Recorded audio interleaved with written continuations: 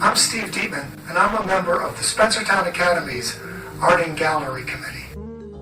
Because you can't visit us right now, we will be bringing you the artwork and words of some of the artists we have presented at the Academy over the last few years. Today we are delighted to present the artwork of artist Ron Harrington from his home and studio in Hillsdale, New York, located right next to the Massachusetts border. Artist Ron Harrington has created an artist's Shangri-La in Hillsdale, New York.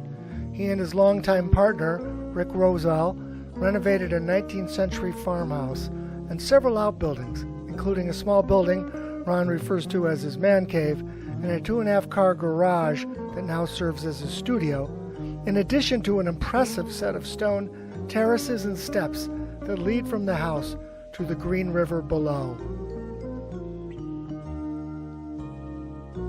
Before going out to the studio to see where he makes his art and to talk a bit about it, Ron gives me a brief tour of the house and the grounds. It is clear that his work and his environment spring from the same creative and innovative source. Art, house, and grounds are all one here. Arriving at his studio, Ron showed me around, and we talked a bit about his artwork, artistic philosophy, his artistic influences, and life in general.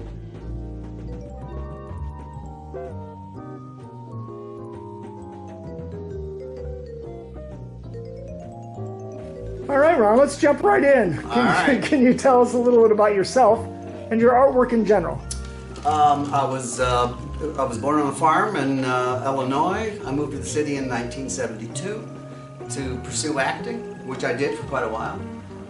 Stage acting, and I did TV commercials and modeling for a while, and then I did some theater producing, and I did some interior design, and I did bookkeeping because I wanted to eat and pay my rent. But I always did art, and I was self-taught. I just kind of started doing it one day, and no matter what I was doing, I would always have art in the background. I have had for 40-some years now. So, and for whatever kind, I've gone through 6 or 7 different periods. But I enjoy every one, you know, and tomorrow may be another one, who knows? So briefly, can you tell us about your life and how it's affected your artwork and the things you're making? Yes, moving to the city, that is what affected my artwork, period. I'd never done art before. I mean, I'd done theater and stuff, but never done art. And then I moved to the city, and I walked down the street and watched all the ugly and the beautiful and the quaint and everything just bang into each other, you know, and create some artistic force. And I kind of just decided I wanted to be part of that. And I happened to run into a group of people and friends and artists who just inspired me, and I've got ideas and I got visual images, and that just made me want to kind of break some boundaries and do what I did. Can you tell us a little bit about your process as an artist?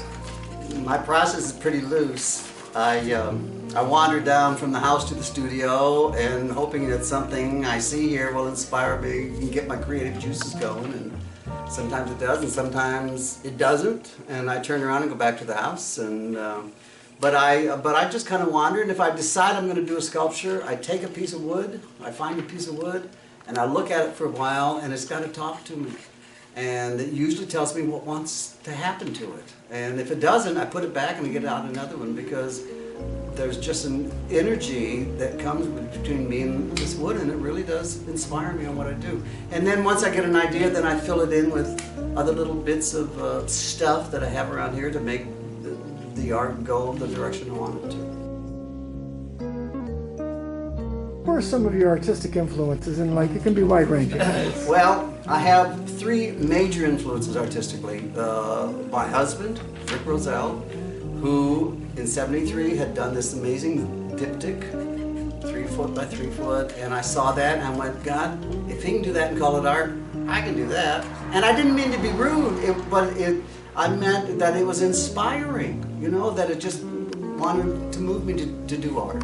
So he's my main one, and every time I think about stuff, I think about it through Rick's eye, because I trust his eye so much. And then I had a good friend who was a great set designer, who I knew before I moved to the city, and Nels, just every time I watched him put things together, it was just so beautiful. And And then Linda Musman at TSL. And Linda taught me to forget everything I ever learned about acting and about art and about creativity and come up with my own, and every boundary was made to be broken and to just do it. If it felt good to you, then that's what you're supposed to do. And it was a really good thing to learn back in the early 70s, you know, and just starting off in this. So, and Linda's still important to me. Well, Ron, what are you working on now? Tell me a little bit about it. Maybe show us something. I have 4 different pieces that I'm working on here on the pool table. I've just got this beautiful piece of wood from my friend Clark Olson, which I am now trying to turn into some lady sculpture. So I got to give her some hair this morning, which is going to be some of these old shavings that I got from someone. Anyway, so she had just started. I'm working on a baby gift for a friend of mine who I just found out loves my white trash pieces. And so I'm doing this white trash piece as a gift for him. And I have another friend who just had a baby, and I'm trying to do this, although I don't like it, so I might turn it over and start again, who knows. And then this is just one that I have to redo a little bit of a piece of art that I did. I did one for me and one for Rick. And they were hanging in the bathroom, and I just have to recreate them, so. But it's work I have to do. And these go back 30-some years, you know, from when I was first starting here. But that's one of my top drawer, they call top drawer. It's stuff like my big piece of top drawer here. It's stuff that you have that you don't want to throw away. It means something to you. But so you shove it in your top drawer, and so I try to create it, and I actually did a brochure on it because I did several of these top drawers years ago, just years ago.